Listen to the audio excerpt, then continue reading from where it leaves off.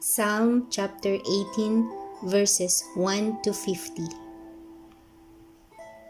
For the director of music of David, the servant of the Lord, he sang to the Lord the words of this song when the Lord delivered him from the hand of all his enemies and from the hand of Saul. He said, I love you, Lord, my strength. The Lord is my rock, my fortress and my deliverer. My God is my rock, in whom I take refuge, my shield and the horn of my salvation, my stronghold. I called to the Lord, who is worthy of praise, and I have been saved from my enemies. The cords of death entangled me. The torrents of destruction overwhelmed me. The cords of the grave coiled around me. The snares of death confronted me. In my distress, I called to the Lord. I cried to my God for help. From his temple he heard my voice. My cry came before him into his ears. The earth trembled and quaked, and the foundations of the mountains shook. They trembled because he was angry. Smoke rose from his nostrils.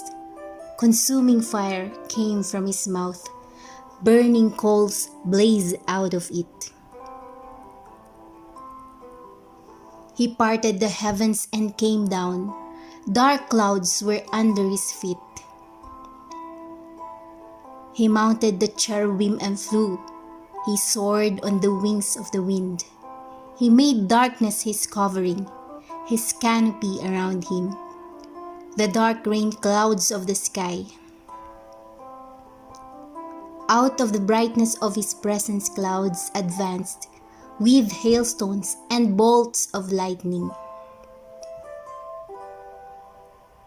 The Lord thundered from heaven. The voice of the Most High resounded. He shot his arrows and scattered the enemy. With great bolts of lightning he routed them. The valleys of the sea were exposed, and the foundations of the earth laid bare at your rebuke, Lord, at the blast of breath from your nostrils. He reached down from on high and took hold of me. He drew me out of deep waters. He rescued me from my powerful enemy, from my foes, who were too strong for me. They confronted me in the day of my disaster, but the Lord was my support. He brought me out into a spacious place.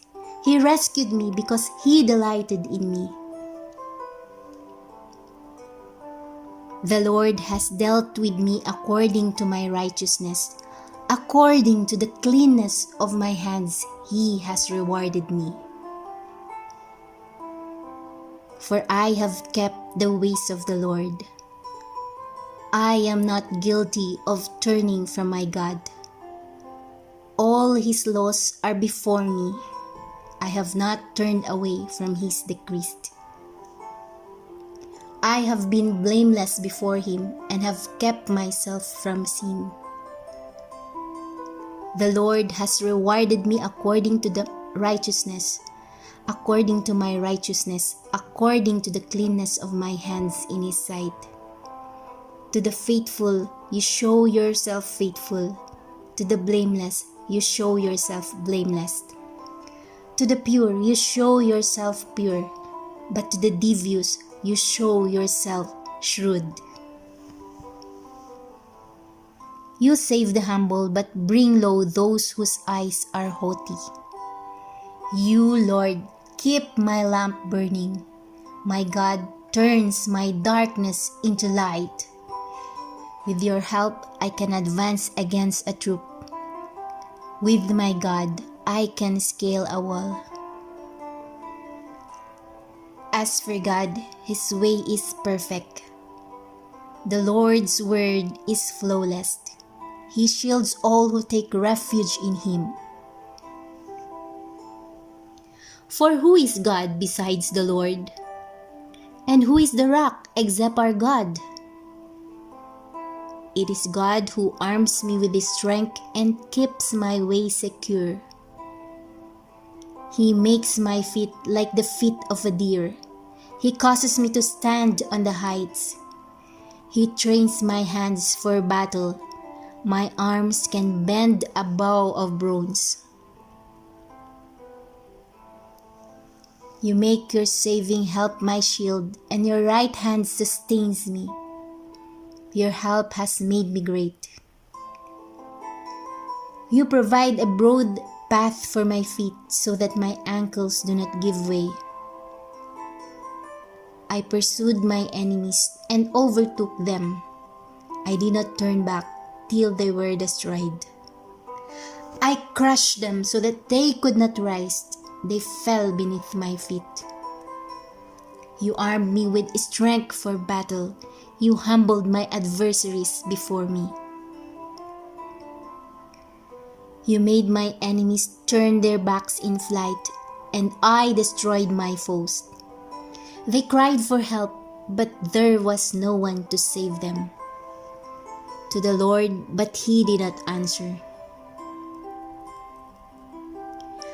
I beat them as fine as wind-blown dust. I trampled them like mud in the streets. You have delivered me from the attacks of the people. You have made me the head of nations.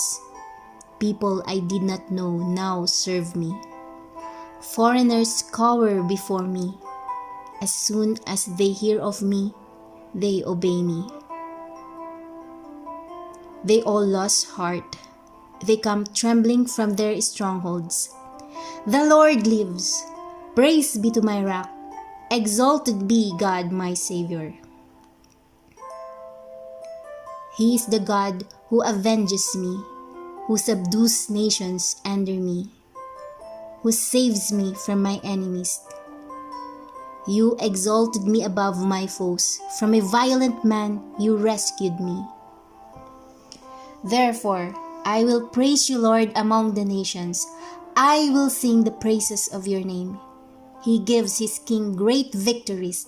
He shows unfailing love to his anointed, to David and to his descendants forever.